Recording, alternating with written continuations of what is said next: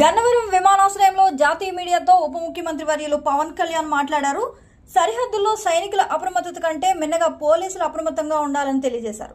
దక్షిణాది రాష్ట్రాలు ఉగ్రవాదుల సున్నిత లక్ష్యాల్లో ఉన్నాయి. తీరంలో కొత్త వ్యక్తుల కదలికపై నిఘా ఉంచాలని, కుంకి ఏనుగుల ద్వారా మదపుటి ఏనుగుల గుంపు సమస్యకు పరిష్కారం లభిస్తుందని ఆయన తెలియజేశారు. తాజాగా తెలంగాణ, ఆంధ్రప్రదేశ్ పోలీసులు చేసిన సంయుక్త ఆపరేషన్లోనూ రాష్ట్రంలో కొన్ని ఉగ్రవాద జాడలు కనిపించినట్లు తెలుస్తోంది అన్నారు.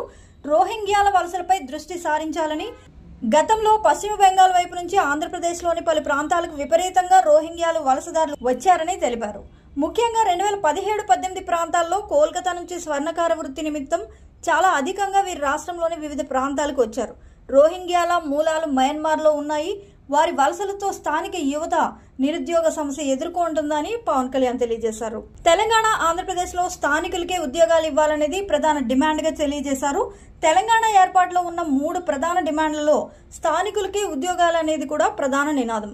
అయితే రోహింగ్యాలు దేశం దాటి వచ్చి ఇక్కడే స్థిర నివాసం ఏర్పరచుకునేలా రేషన్, ఆధార్, ఓటర్ కార్డులు పొందుతున్నారు. మన యువతకు చెందాల్సిన ఉద్యోగాలు, వ్యాపారాలు వారు చేసుకుంటున్నారు. రోహింగ్యాలకు స్థిర నివాసం ఏర్పరచుకోవడంలో మన యంత్రాంగం నిర్లక్ష్యంగా ఉంది. వారికి ఎలా ఆధార్, ఓటర్, రేషన్ కార్డులు వస్తున్నాయి, ఎవరు ఇస్తున్నారనేది తేలాలన్నారు డిప్యూటీ సీఎం పవన్ కళ్యాణ్.